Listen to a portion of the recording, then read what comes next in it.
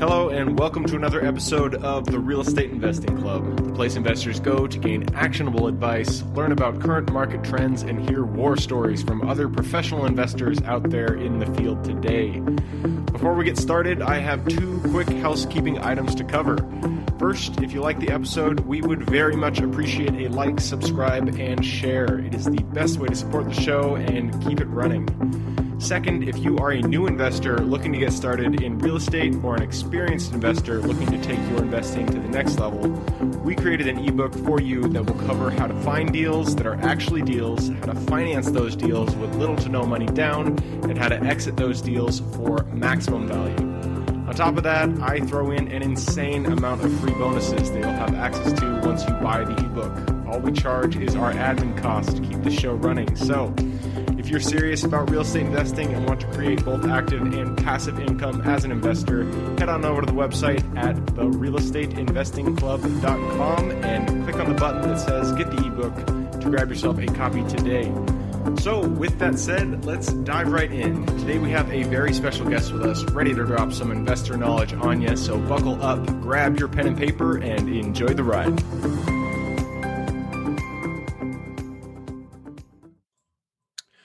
All right, we are live. Today we have with us Jason Jones. Jason is a former bank manager and financial planner who got sick and broke and was out of work, heard Kiyosaki on the radio, and then went on to buy 30 house rentals in 3 years using various creative financing strategies. And in addition to that, has wholesaled about 400 houses. Jason, that is an awesome story. So I'm excited to jump into the meat of it. Thank you for coming on the show today. Oh, hey, thanks, Gabe. And great to be here. Hey, listen, first thing I got to say is you don't get anything in life without rolling up your sleeves and a whole lot of work, right, Gabe? Absolutely. Just to be clear to all the listeners out there, a lot of hard work and graft and hustle. Yep. No such thing as a get-rich-quick scheme, that's for sure. Not at all. And I like that you got started with Robert Kiyosaki's book. That seems to be a common theme here on Real Estate Investing Club. So before we get started, why don't you just take us into your story? You know, where are you and how did you get started in real estate in the first place? Yeah, well, born and raised in the UK, was working at a bank, working very long hours, as I'm sure our readers, listeners can relate to. Got to a point where basically I felt like I couldn't really do anymore to be able to earn anymore. And so decided to leave the bank and got hired by a little private boutique company doing financial planning that was owned by a husband and wife couple that were British, had lived in the US for a long time and had come back to the UK. And so I was young and naive enough. And over the course of lunch, they offered me this job and said to me, what do you think about going to the States? And so I'd never ever been before, but it sounded exciting. And I think there was an air of excitement and terror at the same time. As they all often go together, right? Excitement and terror. Yeah, but I didn't know what was in front of me, and I took a leap of faith, hopped on a plane and ended up in San Francisco before finally landing in a place called Marina del Rey. Oh, yeah. And the irony is making more money than I'd ever made in my life before, making about $150,000, had the convertible cast out the front, and life was peachy, Gabe. I thought I'd made it. That thing they call the American dream. Yeah. And 150. Well, in San Francisco, that I bet it didn't feel like too much. But before you go forward with your story, I'm going to ask, can you just shut off your video? We're getting a little choppy audio here, so I want to, retain your voice, and we'll sacrifice the video. Okay. Are we good, Gabe? Yep, we're good. Yeah. So the irony in all of this is that I came to learn that I had one stream of income, and what happened is life was good and I was complacent in that I thought I had everything figured out. I met my wife through a mutual friend who set us up on a blind date. And she was a struggling school teacher working in the Los Angeles Unified School District. And anyway, I had a July 4th party. This was July the 4th of 2003. And I always tell people it was a good party, but it wasn't that good. But, when I woke up on July the 5th, my whole life was about to change. And I can tell you, I absolutely wasn't ready for it. I was terrified because I woke up almost completely paralyzed and unable to get out of bed. Oh, geez. And and nobody, like none of the regular mainstream doctors could figure out what was wrong with me. Well, what I knew was that if I couldn't go to work on Monday, guess what happened to that $150,000 a year job?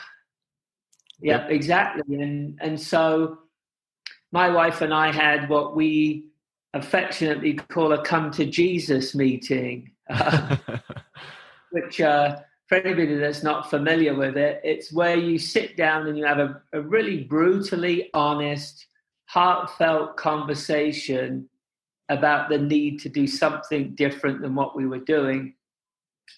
My wife had an interest in real estate. I dabbled around with it, but nothing significant. And one day on the radio, I have to give my wife all the credit for this. She ends up hearing Kiyosaki on the radio promoting his book, Rich Dad, Poor Dad. She runs out and buys the book. Being the school teacher, reads the book very quickly. She's got the highlighter pen out, the Post-it notes on all the important sections. And after she gets done reading the book, you know what she wants to do with that book, right, Gabe? She wants to give that book to me to read. Of course. And I was, to say that I was, let me put it this way. I was arrogant, stubborn, probably had my pride getting in the way, because I remember saying to her, oh, I don't need to read this book. I already know all of this. And I married somebody that, I married an equal who doesn't mince her words. And so she said to me, well, if you know all this, how come we're poor and broke? Oh, nice. Straight to the quick. Yeah. And she was absolutely right. Sometimes we need to hear, not what we want to hear, but what we need to hear. And she was right. I read the book. And for everybody that's read that book, what a great book. I love all the books that he's written. And what was interesting is that I was the one that had taken all the classes to become a certified financial planner. But I only knew what I knew from that. I didn't know anything else about creating multiples, passive income, leverage. I didn't know any of that. So I thought I did, but I really didn't. And so anyway, after reading the book, we realized that for us, if we were going to do this, we needed to learn. And, this was long enough ago that there was no affectionately become YouTube University. And so my wife found some classes, and, we went and found the classes and got to meet Kiyosaki for the first time, and Kim. Cool. And his whole entourage of advisors. And better than that, Gabe, was that he introduced me to his doctor, who's still my doctor 17 years later, who ironically happens to be called Dr. Rob as well. So it gets kind of confusing with all these Roberts. That's funny. But he ran. So after the class, we stayed on. The class was in Scottsdale, Arizona, where Kiyosaki lives. Went and saw the doc. He kind of thought he knew what was wrong with me. Got tested. And there was one lab that at that time that really was good at testing for this. And it was in San Francisco. And it came back that I had a very acute form of Lyme disease. Oof. And I don't know if any of the listeners would have ever, if anybody knows anybody that's had it, but it was bad. I mean, psychologically, I was basically a prisoner trapped in my own body. Yeah, My and that mind, it drains your. I mean, I'm not a doctor at all, but I've heard of Lyme disease, and I understand that it really. I mean, once you have it, you're just drained. Like you can't. It sounds like you got yeah, stuck in bed and you just couldn't get up.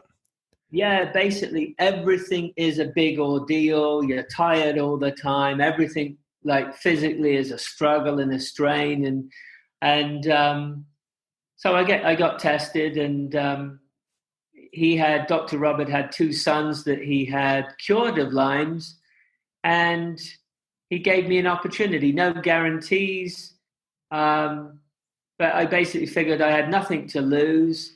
And so for the next 10 months, I did this very aggressive homeopathic sort of botanical protocol. And at the end of the 10 months, it came back negative. And so I slowly, took me a few more years, but slowly started to get my health back together. Now, look, I didn't get it all back. I don't have the boundless amounts of energy that I had before I got it. But I'd say I got about 90 to 95% of my health back, and I was just thrilled with that. And it's been a work in progress the whole time, Gabe. And so, 95. I mean, that is. I mean, considering that Lyme disease can be, as I understand it, a lifelong affliction, getting 95% better is can't it's get a better than that. miracle. Yeah, yeah. And so in the background of in the background of basically working towards getting getting our health back together, we were basically studying like crazy, taking classes. My wife's a big note taker, and we started to put into practice what we learned. And the very first strategy that we learned, which is often, where beginners might start, was wholesaling. And Yep. we, and we did it for a simple reason. My credit was crappy. We had a limited amount of funds, and we needed, a fast way to make some chunk money. And that's what we started with. And it didn't take very long, actually, because within 6 months, we realized, and it wasn't like we planned it out, but we woke up one day after about 6 months and realized we'd made enough that my wife didn't need to go back to work anymore, and she could quit her job. Very nice. 6 months. That's pretty good. What? Yeah, no, I mean, absolutely. I mean, I want to keep it in context just so that people on here don't think it's all pie in the sky, Gabe. She was making about $45,000 a year as a teacher. We were making in the beginning about we started off making $5,000 wholesaling, and as we got better, we moved up to 10 and kind of kept that needle moving up. And then within a year of wholesaling, we had paid off all our bad debts and had accumulated what I call chunk money. And then in the background of that, sort of the ground with 6 months, we then started learning, foreclosures, pre-foreclosures, creative finance strategies, using other people's credit. I mean, whatever we could do. It wasn't one thing that we did, but we basically, not having a lot of money and credit forced us to have to learn how to do it without those things, so that then when we did have those things, we could make them go further. So anyway, yeah. So within 3 years, we had bought 30 passive income rental properties using none of our own credit because we didn't have any, Gabe. So, wow, 3 years, 3 to 30. Yeah. That is a really good turnaround time. What market were you working in? Oh, we were all over the place. We were in Florida. We were in Vegas, Florida. Where else? Idaho, New Mexico. Let's see, where have I missed anywhere? Wow. Yeah. So we basically, because of living in LA at the time, and it was just so expensive in LA, we went straight to out-of-state investing. I'm not saying that we were comfortable with it. It was just more a case that that's what was going to work for us, and that's what we needed to do. And look, we were surrounded by mentors, coaches, and we just did what we would. We basically became good students where we trusted the process, learned the system, and when we were told to do things, Gabe, we got on with it. I love that attitude. That is especially in real estate, because when you first get started, everything is so overwhelming, and you need to just, you need to get a process. You need to choose the first step, and you need to focus on that one step until you get there, and then you look at the next step and focus on that. Because, if you look at the entire, if you try to go from 0 to 30, it's an overwhelming idea to get it all done like that. So, I love your guys' story. You did this relatively quickly. So from 0 to 30 in 3 years. You guys have done a lot of wholesales. Man, there's so many ways I want to take this. Let's first start on just international or out-of-state investing. This is something that a lot of people are afraid about, because, including myself, I will invest in large things like mobile home parks and RV parks out of state, but single family, it's kind of, I'm always a bit, nervous about, because there is that structure that you have to maintain. So what have you kind of found has worked for you in investing out of state?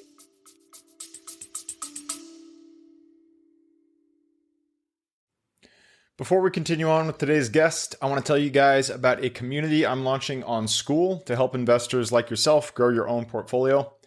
In this community, you'll get access to all the docs I use, all the systems I've built, everything I've used to grow my own portfolio, as well as instructions and guidance on how to get out there and find great deals, how to finance those deals, and then how to manage them for great returns. Since we're just launching it, the price will be set at a measly $20 per month, and whatever price you join at is the price you'll have for life. We will be increasing the price as the group grows, so if you're at all interested in growing your portfolio along other investors, now is the time to join. I will put the link somewhere in the bio or on our podcast website at therealestateinvestingclub.com, so if you are interested, head on over there. With that said, let's get back to the podcast.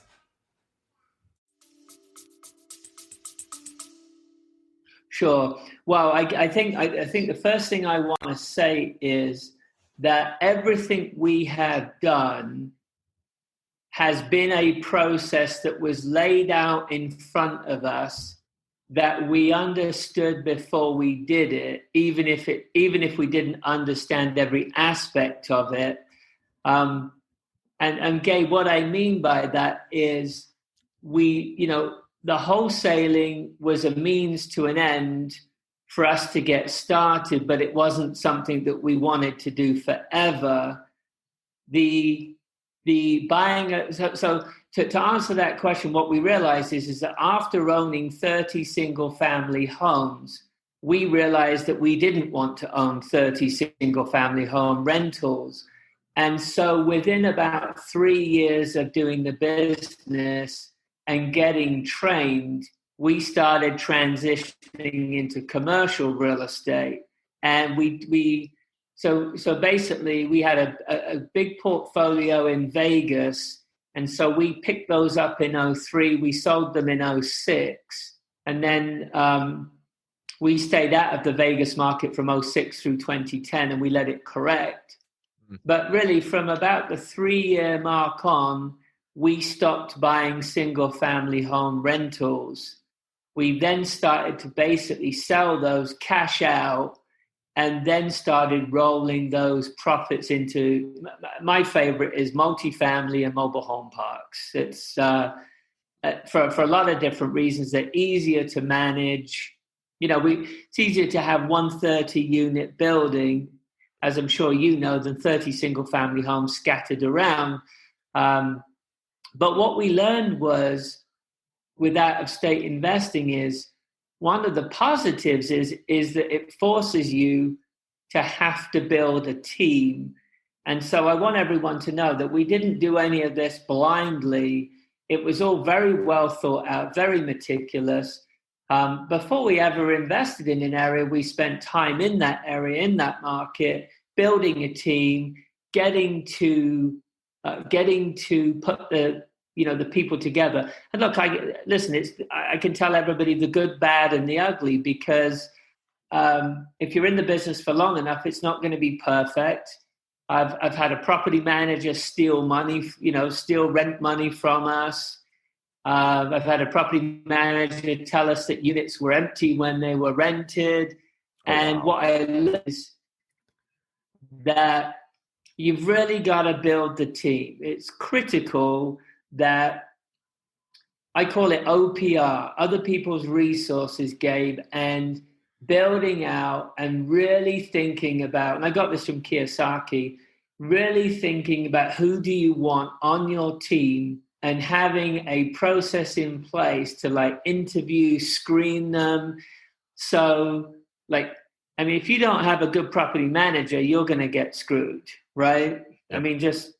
That's how it is. So, but I would say on the most part along the way, we've had a few negative experiences that only taught us that we needed to be better. But on the whole, because of the training and the processes and the learning and the screening, for the most part, I would say it's worked out very, very well. But I always tell people, you cannot be an absentee landlord and not pay attention and know what's going on, right? Yep. Yeah, those absentee landlords are the ones that we buy properties from, because I can't tell you the number of times a landlord has called us from our ad, and he's just been like, "Oh, I just want to get rid of it." And we get into conversation, and he's just been like, "Yeah, I just haven't paid attention to it, and now, this mobile home park, there's drugs being dealt, there's just nobody's paying rent." And we're just like, "Well, yeah, you haven't paid attention to it, so that makes sense."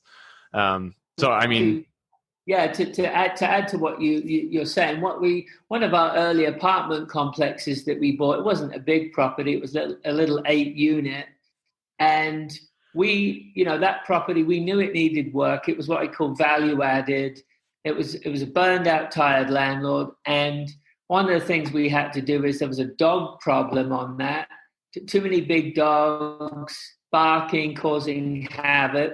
And so we had to we got rid of all the tenants, all the dogs. We had to clean up the units, clean up the courtyard, bring in a really good property management company. And then gradually, that property, night and day difference. And sometimes you have to do that. Just get rid of all the riffraff, and clean house. Yep, absolutely. So when you when you went into your first market international, or not, I keep wanting to say internationally, it's because you have the accent. Right.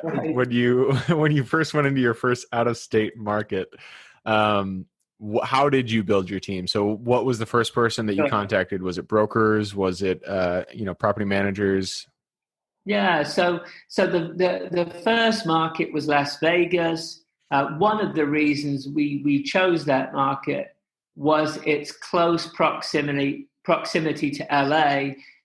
We liked the fact that we could drive there, and actually after we got things going there, we ended up moving there for a while just because we were so busy with what we were doing in that market. A couple of the trainers for Kiyosaki that we got to know ended up, they were living out there. And so we got to connect with their network. They had some resources. And then exactly like you said, we started making connections with realtors, brokers, property management companies. We went to, there was a couple of local real estate investor associations. So we basically just did all the above, and slowly, bit by bit, we started to build the team. And I'm a big advocate. Gabe, I don't know if you've read the E-Myth, but Kiyosaki's whole philosophy is I didn't get I mean, I need to know a lot of things, but I didn't get into real estate to be the plumber, the electrician, the bookkeeper. And so what I got from Kiyosaki was the mentality that I didn't need to know everything. I just needed to know if things came up. And for me, a big part of it was a couple of mentors that I had early on, was that I could call and lean on, and then just try it, and then find people that were at the top of their game. Yep, absolutely. And yeah, I mean, having a mentor, someone who has been there before you, is so key. I mean, Kiyosaki's book is awesome. I that's actually how I got started too. I read Rich Dad Poor Dad, and it just kind of opened my eyes to what could happen. But you know, books don't.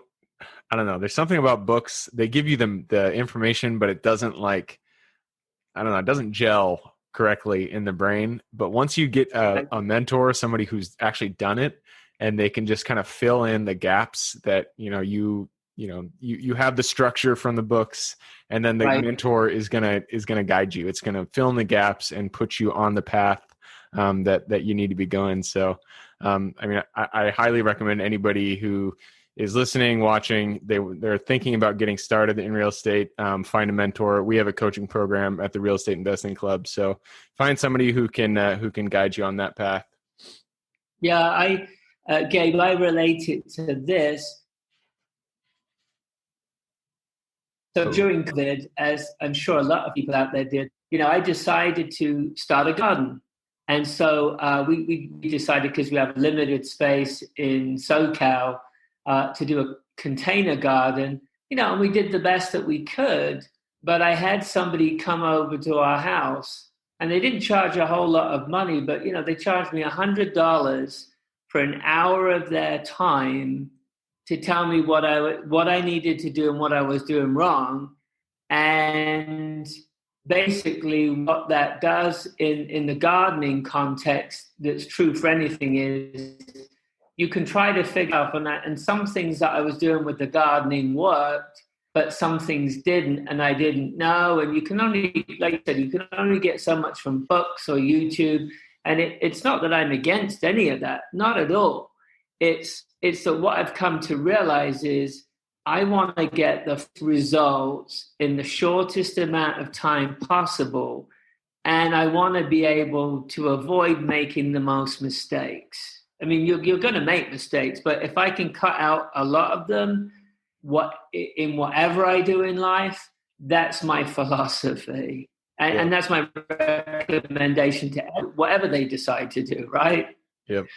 Absolutely. It reminds me of that quote. I don't remember who said it. It was like Alexander Hamilton or something, but they said the guy who stands on the shoulders of giants sees farther than the giants. And so, standing on the shoulders of the giant of whoever your mentor is, and being able to, take advantage of their experience can get you pretty far. So, Jason, we are at the end of the episode. We have crushed this 20 minutes, gone right through it. So I am going to have to push us on to the next round, but I have appreciated your conversation, and I loved hearing your story. So thank you for sharing that.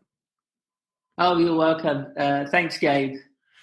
Awesome. So this next round is called the quick question round. It's where I ask quick questions. You give quick answers. It starts with books. We've already talked about a number of books, and I always ask your favorite real estate book and your favorite life wisdom book, if you will. Oh, blimey. Okay. So, that's a good one. Well, one of my favorite books it's a very heavy book. People can now watch it. I think there's a free version on YouTube. It's the Creature from Jekyll Island is one of my, I don't know if you've read it, Gabe, but The Creature from Jekyll Island is one of my favorite books. And then, of course, Think and Grow Rich by, Napoleon Hill, Outwitting the Devil. Ooh. By Napoleon Hill. And then, of course, I'm a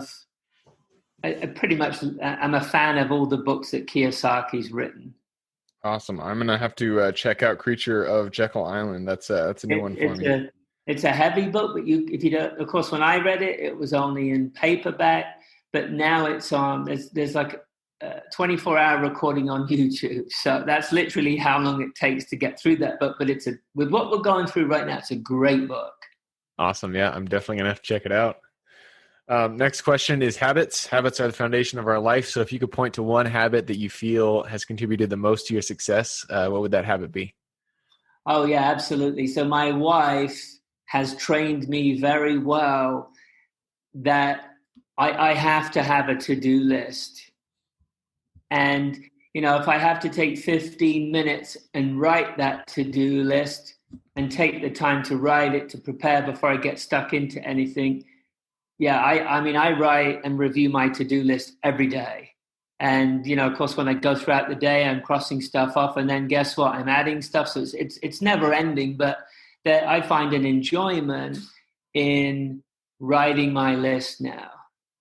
Yep, I love it. To-do lists and never quit. Never quit, never give up. Don't ever take no for an answer. It's like, heck, I remember when I was dealing with some of these commercial real estate brokers on some bank-owned properties, like apartment complexes in Vegas. They never wanted to call me back. So I call them 10, 15 times a day if I have to. And I don't care if I upset them. And they don't care. You're going to talk to me. Yeah, exactly. And then if that doesn't work, you get in the car and I drove down to their office and put myself in front of them. And then guess what? They still didn't treat me very well until I bought the first bank-owned fixer from them.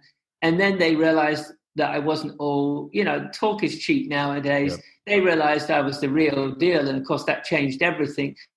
So never quit, never give up, but you have to be resilient, right? Absolutely. Never quit is one of my favorite life mottos. Just keep going. It doesn't matter what you hit, just keep going forward. Exactly. And that kind of shortchanges the next question, which is if you could go to the Jason who was just getting started, maybe working in your corporate job back in the day, go to that Jason, walk up to him, look him in the face, and give him one piece of advice moving forward in life, what would that be? Oh, that was easy. Get the hell out of the bank. Get out of there and do something better for yourself is what came to mind, Gabe. It's funny because, again, when it's like when you work for somebody, it's not like working for yourself is always great. Of course not. You know what I mean by that. But hey, better that you work for yourself and you get the fruits of it all. Mm-hmm. And it's definitely not easy, and it's definitely the path less traveled. But yeah, give up my perception of job security at the bank and go do something for myself. That's really would be the advice I would give, and go for it. Yep. I like to call it choice freedom. I was in corporate and I needed to get out just because I needed to be free to make choices with my life. So, awesome. And that brings us to our final question, which is, you've given us great advice, and I'm sure people listening, watching want to reach out. So what would be the best way for them to get in contact? Yeah, so I've got a website. It's expertwealthbuild.com, or they can shoot me an email at jason@expertwealthbuilder.com. And it's me. There's no robots. There's no paid receptionist or app. They'll get me. Perfect. expertwealthbuild.com or Jason at expertwealthbuilders.com. I will put Builder. Builder. No S on the end. Builder. No, yes. All right. I will put that link in the show notes. So if anybody listening or watching wants to get in contact with Jason, you can go below and click through and say hi. Gabe, if I could do a shameless plug, I wrote two Kindle books during COVID. If anybody wants a copy for free, I'm not charging. I will gladly. They're chock full of content. I wrote them because I'm passionate about the content. If anybody wants a copy of those books, they can have them for free. Perfect. And they'll find that on your website, Expert Wealth Build, correct? Yes. Perfect. Awesome, Jason. Again, thank you for hopping on. I loved your story. For everybody who is here with us today, thank you guys for showing up. Again, you are the reason that we do this. So thank you guys for being here. Again, the best ways to support the show is just to subscribe, like, and share this episode with your friends and family. Other than that, I hope you guys have a fantastic week. Keep going, keep pushing on, and I look forward to seeing you on the next episode. Thanks, Gabe. Thank you for joining us for another episode of the Real Estate Investing Club. I hope you guys enjoyed the episode and were able to pull some actionable advice that you can go home with and apply to your own investing business. Before you go, I have a gift for you. If you're a new investor looking to get started or an established investor looking to take your business to the next level, I've created an ebook just for you available on the website.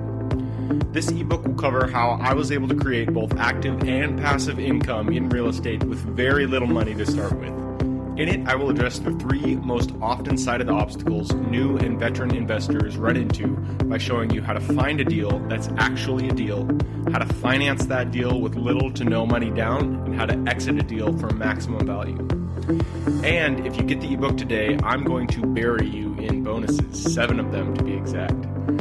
First, you'll get the off-market lead generation blueprint, which will take you through the exact systems and processes we use to generate off-market leads like clockwork, which is the most important skill when it comes to creating real wealth in real estate.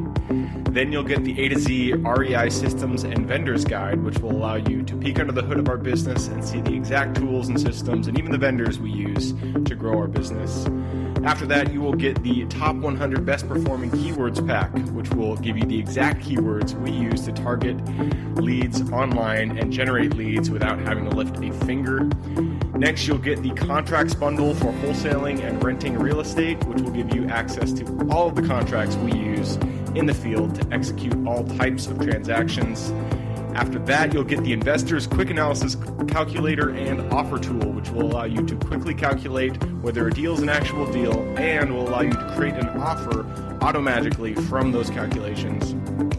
Next up, we'll give you the Investor's Daily Success Tracker, which is a tracker you can use to ensure you are taking the right actions day in and day out to reach your financial goals in real estate.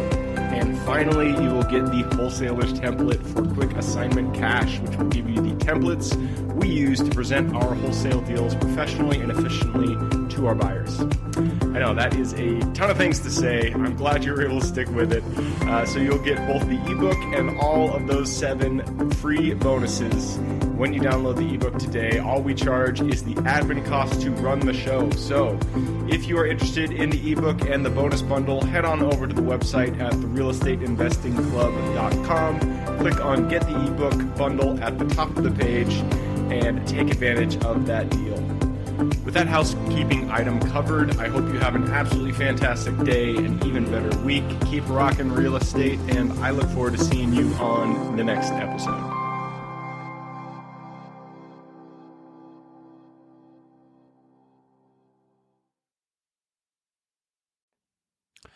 All right, before I officially sign off, I have a quick announcement to make. If you're interested in becoming a passive investor in one of my deals, my own company, Kaizen Properties, is looking for capital partners for our upcoming projects. We invest in what are known as recession-resistant assets, mainly self-storage facilities, mobile home and RV parks, and industrial properties.